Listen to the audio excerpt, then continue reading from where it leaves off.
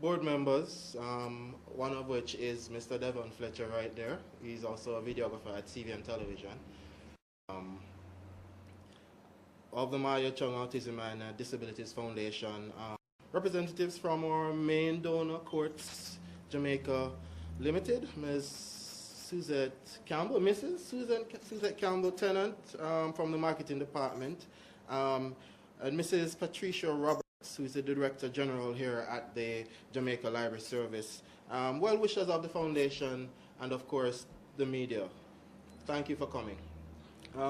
We at the Chung Autism and Disability Foundation are both proud and delighted to be a part associated with this venture of expanding the knowledge base of Jamaicans as it relates to the disability of autism. And we're glad to have on board furniture and electronics giant, we can say Courts Jamaica Limited, who have provided audio-video equipment, along with the Jamaica Library Service, who will be facilitating the dissemination of the information we have compiled on DVD. Autism now affects 1 in every 100 births, and this is in the United States of America, and this is coming from 1 in 150. So this is affecting a lot of people. And what's quite interesting is that right now there's no real study in Jamaica for in such detailed study undertaken in Jamaica. But we believe that the instances could be in line with the United States. And we're seeing it. And not because you're not seeing it, believe me, it's there. People are locking away their kids, hiding them, are asking questions, not really knowing what is happening, but noticing that something is not right with the child. And it is after, maybe or, after not really getting the answers, then they go and seek help and find out that, there is this disorder the child is grappling with. So it's quite critical that this information is circulated among the Jamaican public. And of course, what better way to do that than through the Jamaica Library Service, which is easily accessible to thousands of Jamaicans. On April 28th, which was about 2 weeks ago, our second year of existence as a non-profit organization, but still we have so far raised 5 million Jamaican dollars to assist existing treatment facilities, schools such as the Promise Learning Center, which is the only school, officially only school in the country that deals with autism, and of course to aid families. I've been having to deal with over the past 2 years, heart-wrenching stories when it comes to autism. There are people in Jamaica who are considering giving up their kids because they're autistic. They don't know how to deal with them. There are people, mothers who are considering suicide, many, because of having to deal with this autistic child.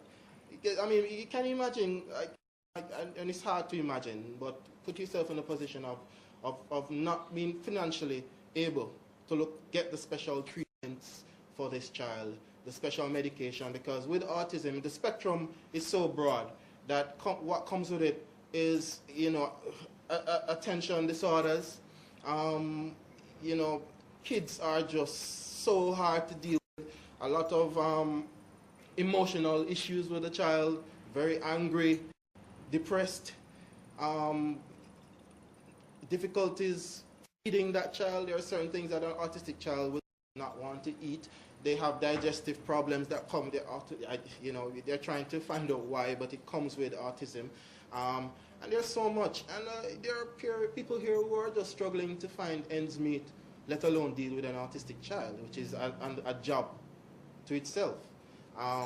And these are the realities that a lot of Jamaican parents are dealing with, and a lot of them are just not wanting to deal with it anymore. Some are saying that they would rather give up the child than have to go through the struggling on their own. I mean, one mother called me, I think it was a Wednesday, I can never forget that day, and said that, boy, her husband had died, and he was a lone breadwinner. She was at home. She lives in Portmore in Bridgeport, and she essentially says that she's considered, she may have to, it even flashed through her mind that she would probably try doing prostitution to get some extra funds so that she could look after her child, because she didn't want to give up the child, and she wanted to fight the fight, and she says that she's even considered that. So people are really going through hard times, you know, let alone in life, but having to deal with autism. And as I said, we've garnered much recognition for our efforts over the past 2 years. Founder Maia, Chung, was adjudged the first global woman of vision in 2009, along with the most recent being an honorary mention at the National Commercial Bank's National Builders Award. And we're also proud to note that Education Minister, the Honorable Andrew Holness, former Prime Minister and Leader of the Opposition, Portia Simsumila, Governor the Most Honorable Sir Kenneth Hall and Lady Hall, and we met with them about 3 months ago at King's House, and believe me, she is with us 150%, and also Sir Hall, and Senator Norman Grant, who's a patron of the foundation, along with the Jamaica Autism Support Association, have all joined our cause. So, you know, we're very grateful for that, and we're always asking Jamaicans to come and be a part of it and jump on board.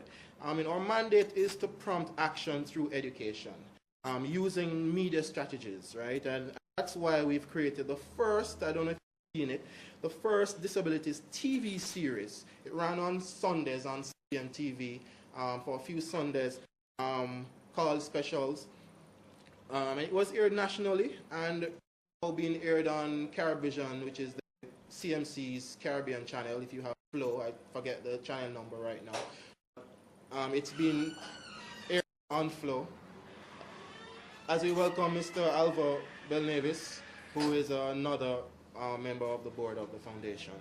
Thanks for joining us, Alva. But yeah, we have a show on. It's being seen right now across the Caribbean.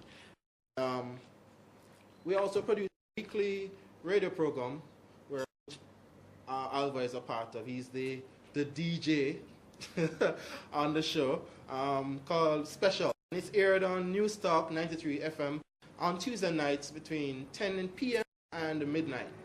And you know, when you put all of that together, I feel that we've been, you know, with the little that we have and with so much work out there to do, we've achieved a lot in 2 years, and we'll continue doing so. And we pray that the material provided by us, which will be audiovisual material that will be played here within the library system, will be put to good use, and that it will fashion just how Jamaicans treat with and interact with those afflicted by this disorder. And thank you again, Courts, most graciously, for coming on board. You're well known for your philanthropic work, and thanks for adding the Maia Chung Autism and Disabilities Foundation to the list. Thank you also, Jamaica Library Service, for being the vessel to impart this information and knowledge. And the sky is the limit, and we hope that we just want people to keep talking about this, because if you start asking around, start asking and friends, you're going to hear people say, oh yes, my child is autistic. You're surprised how many prominent Jamaicans who are autistic.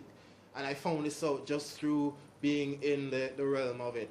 And a lot of them aren't proud to come out and say it, but you'll be surprised, ministers, major company CEOs, doctors, lawyers, their kids are autistic. So it is going to touch and affect the lives of most Jamaicans with a frequency of 1 in 100. And as I say, we quote the American figures, but that type of frequency, it's only natural that, you know, the prevalence will be magnified in a situation like ours. You know, so we just want to keep the fight going, and we thank you guys for coming on board. Thank you very much.